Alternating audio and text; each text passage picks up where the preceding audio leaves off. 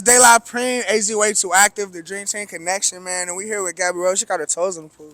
I do got my toes in the pool. How you living? You good? I'm living great. It's hot as hell out here, but I got to do what I wanted to do most today, which was swim my ass off.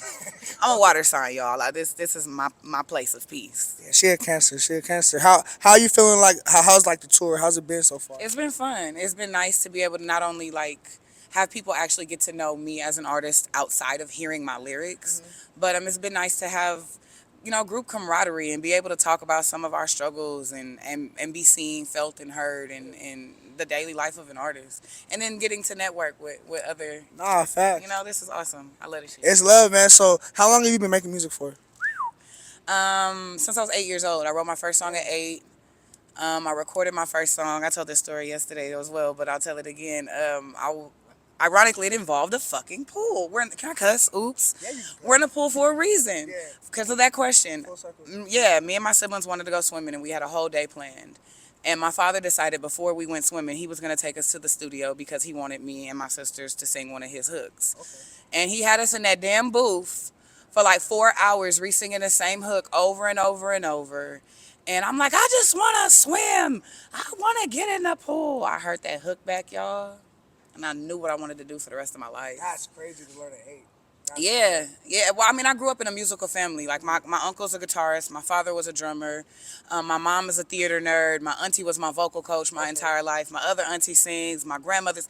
I grew up in nothing but an art family. So it was kind of like, you gonna do this music. So what was your art like? Has your artist name been the same the whole entire time? No. When I first started singing, I actually used to sing under the name Miss Neek because my government name is Dominique.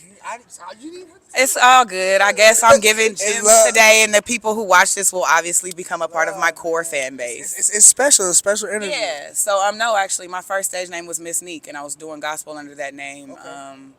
And then it just kind of felt like my purpose wasn't that. I love God, but I don't align with some things that fall in line with organized religion. And then more importantly, my story is kind of, it's hard to reach people in the hood if you're not willing to speak their language. If you can't speak their language, not even say if you're not willing, you have to be able to actually come from that to reach those people. So I just started to feel like my story was a little different. My journey in my lane was to talk about the shit that my people were facing, the women that I know around me are facing. And from there, I just decided to walk in that proudly, and that's where Gabby Rose came from. Well, the rose came from my grandmother, actually. Okay. June. She tatted right here. There it goes. She died when I was 9, and thank you. And I felt like I never really got what I needed from her in regards to, I knew that she had something that I was going to need in my adult life. I can say that now. As a kid, I didn't understand what it was that was missing that made me so depressed about her loss. But as an adult, I think my soul is aware that she had something I would need. So I brought the rose into the name because, one, not only is our rose is my favorite flower, but they were her favorite flower. And I just felt like in all of my struggles, she has been there to guide me. And she's been able to watch this journey with me, definitely. So she is absolutely a part of my music without having ever heard any of it. That's fire. So when did you start performing? 10 years old. Damn, 2 years later. 10 years old. It's like the Jacksons. 10 years, yeah. Well, except for my daddy wasn't Joe Jackson. So shout out to my daddy for actually nurturing and cultivating. Hey, salute to Black fathers. Is he black? Yes, he is. Look at me. Yeah, both my parents are black. I know. Talk about it. She just looks confusing. I just had a white grandfather. So I'm light skinned because of my one white grandparent. Shout out to him. He's also in heaven. Yeah, it's a trip. My sister has blonde hair and hazel eyes. Dang. Two black parents, blonde hair. And Science. Them genes. And well, people forget about the Eve gene. A black woman can create anything on this earth that's walking. Man, now we getting deeper. Now we getting deeper. Now we getting too far off the music. So were you performing like gospel music when you were singing? Yeah, I was performing as Miss Neek, the gospel artist, until I was about 15, 16 is when I kind of was like, started recording other stuff. We always had a studio at home. My father always had his own shit. Okay. So I also got to record myself and learn a little. I ain't no engineer, so no, I will not record you. You will hate me.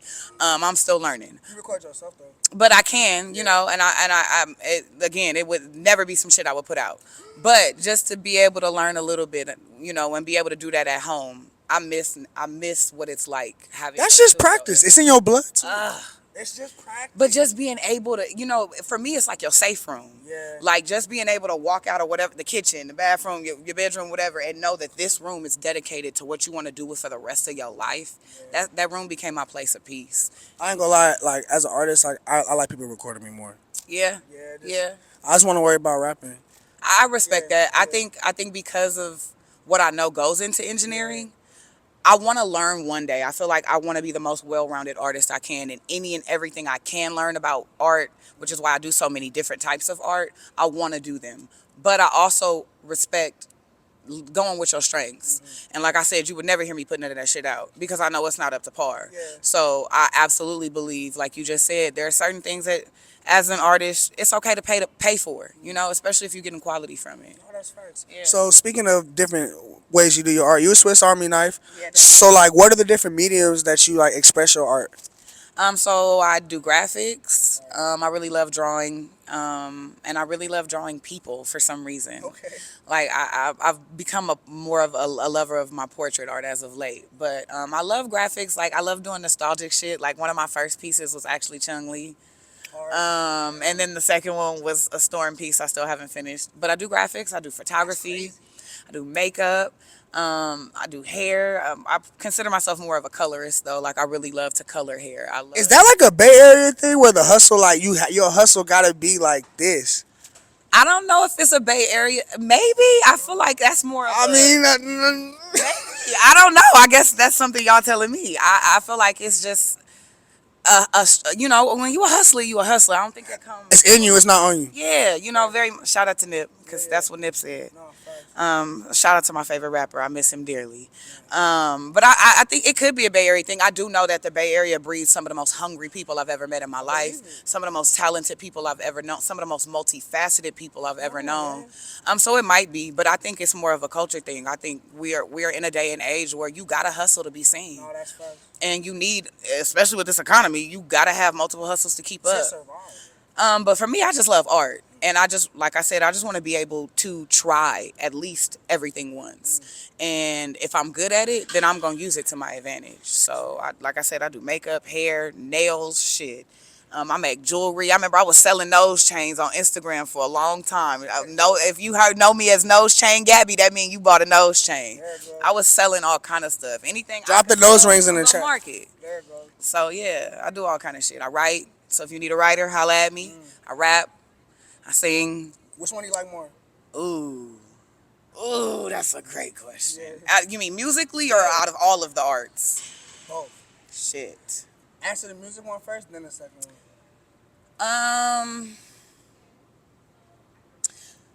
You know what? I think my initial reaction would probably be to say singing just because of what I feel when I sing. But I actually think I love writing more because everybody can talk, but to be able to eloquently and even with the big words and just to paint a picture with words in a manner that a way that most people can't is a gift that I can't thank God enough for.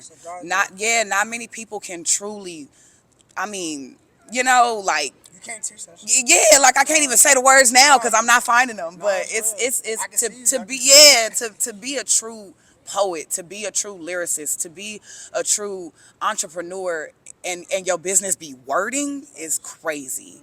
So as much as I love my vocal ability, as much as I love what I've learned and been able to master, I wouldn't be able to truly showcase what my gift is if you weren't also getting the way I can paint those pictures. So I think I'm gonna choose writing in regards to music. And then everything, shit, that's a tough one. That's a tough one because for me, music is definitely gonna always be my first love. So I feel like by a landslide, music wins. But at the same time, I'm such a outward personality that I actually would think that my biggest and greatest love is just truly being able to be so open. And that's not even necessarily an art. I love That's a how characteristic trait. I love how open I am with life and my struggle and my story because too many people won't talk about the shit that they've been through. And I feel like that keeps us as a society and as black people specifically trapped in a lot of our struggles and our cycles. So actually it's not the art that I love the most. It's definitely my ability to be able to have open and honest conversations with people because that's how you build soul connections that really matter for your life. You never know whose life you saving, like, by being yourself. You know what I'm saying? So, like, you got to be able to be like that because somebody, that's the only way to have real lifelong fans and just genuine people Yeah, around you, so because they can relate. for sure. You don't want to be around nobody that can't really relate to you For sure. because it gets awkward, like, really fast. You know what I'm Yeah, saying? So, like, definitely. I love that. That's a very important foundation of doing any type of art. You know what Yeah, I mean? Because you got to know who you are at the beginning of the day and the end of the day. yeah. So, when did you link up with Dream Team and Danielle? It's actually we're not even a year in yet, and we yeah we getting it done. It's only been a couple of months. Honestly, I feel like maybe like 6, 7 months now, something like that. I'm not sure, so don't quote me, but it hasn't been a full year. I don't even.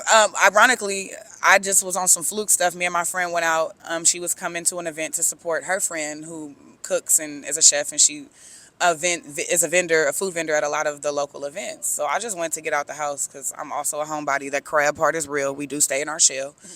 And I need to start getting out more. So I went, and then they just so happened to be having like a pop up contest type shit. And Danielle likes to tell this story a lot, but I was a little tipsy. This was before I got back on my sobriety.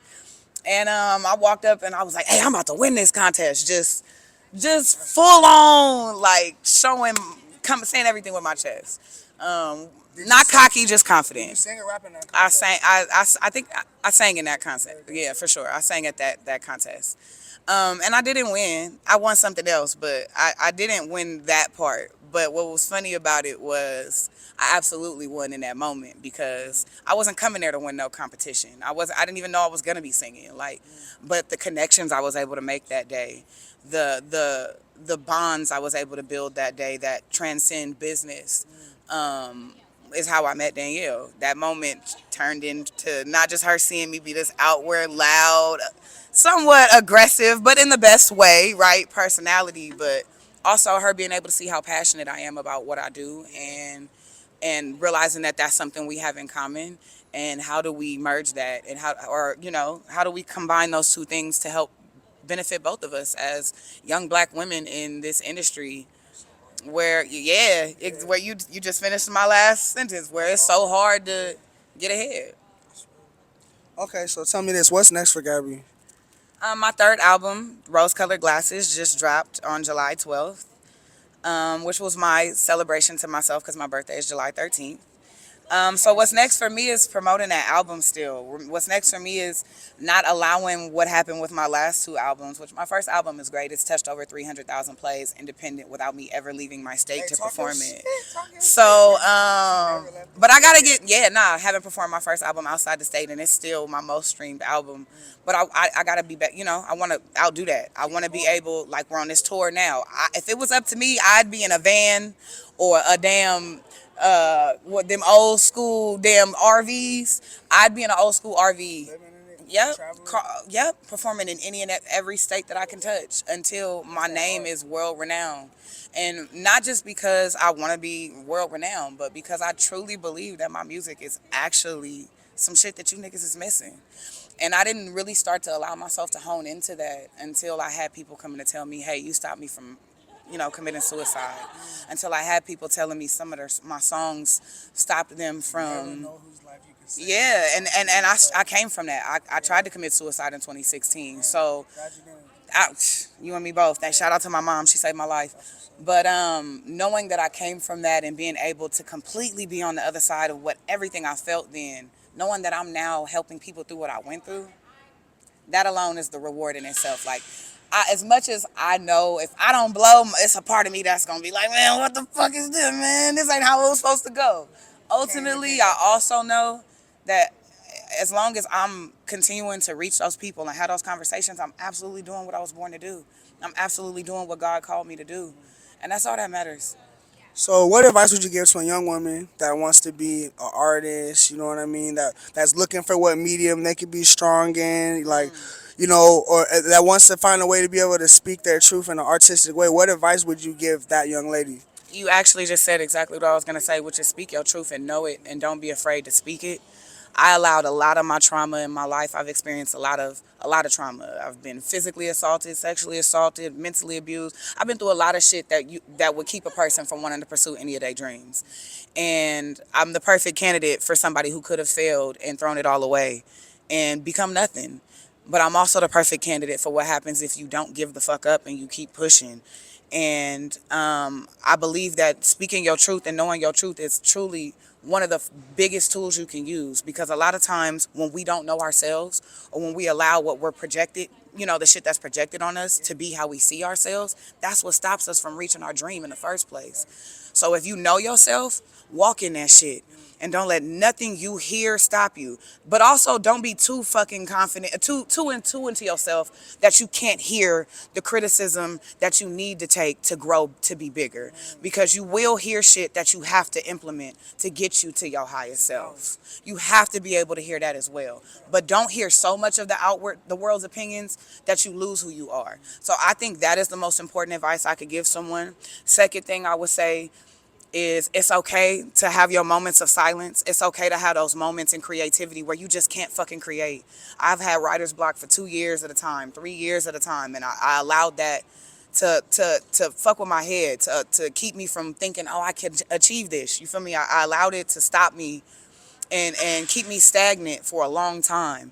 And sometimes in that silence is where your growth comes from. Sometimes in that silence is where your next hit comes from. You can't sit in a book every day, all day. You eventually gonna be writing the same shit because you're writing what you're currently going through. You feel me? You're going to write over and over what you're currently going through because you got to get it out. Sometimes you need them couple of months of more life experience for your next hit to come, because now you got something new to talk about. So those are my two biggest things. Make sure you walk in your truth and allow yourself to have some silence when it comes, because that doesn't necessarily mean that you're not in your bag right now because you're not collecting the funds. You're collecting mental funds. You're collecting experience. All of those things are still funds. All of those things are still beneficial to your growth, to your career, and more importantly, your peace. You got to keep it. So those would be my two biggest things. If I had to add a third, because I really love giving game. If I had to give a third, my third one would be, you are your biggest fucking hater in your mind. All of that negative self-talk is your biggest fucking hater. Learn to silence that shit. And when it pops up in your head, speak against it. Speak life on yourself every day, all day. If you got issues controlling your negative thoughts, then every single time something negative pops in your head, speak back at that shit. Because if you don't, you gonna make sure you don't accomplish shit that you want to accomplish. Yo, this is a crazy interview right here with Gabby fucking Rose. Like, so many gems. These are a lot of spiritual gems that are important, man. Because no, like I could tell. Like the thing is, you like this. Like I said, I'm so glad there was examples of it in this interview. Like you don't know whose life you saved by just being that. You know what I'm saying? Like a lot of people are scared of it. They might have that in them, and they just don't feel like they can be that because of their group of friends or where they at. You know what I'm saying? Makes you hate yourself if you listen to it. And we here to give those examples at AZwaytooactive. You know what I'm saying? Gabby, let them know where they can find you. Dropping gems. Let them know where they can find you. All my music is available on all platforms. So you can find me simply by typing in Gabby Rose, literally in your search box, on Apple Music, on Spotify, on Tidal. If you can't afford a subscription, excuse me, sometimes I stutter. If you can't afford a subscription, you can simply get YouTube Music and listen to the albums for free. So you can definitely find my music anywhere by typing in Gabby Rose, Gabby Rose, like the flower. And then on social platforms, on Instagram, I'm Gabby Rose _music. On TikTok, I'm Neek versus Gab, which is where you get a twist of both sides. At least we know why now. Yep, and that's GABB. And then TikTok, Gabby Rose _music. So same as my excuse me, I'm sorry, I meant to say Twitter or X. Sorry, Elon. On X, handle is the same as Instagram, Gabby Rose _music. And yeah, if you can't find me by typing that in, then I don't know where you at. You spelling something wrong. She spelled it out for you. So do we. I spelled it right. Hey, it's AZwaytooactive Drinks and Connection, man. You know what we doing. We out. Thank y'all for having me. There you go.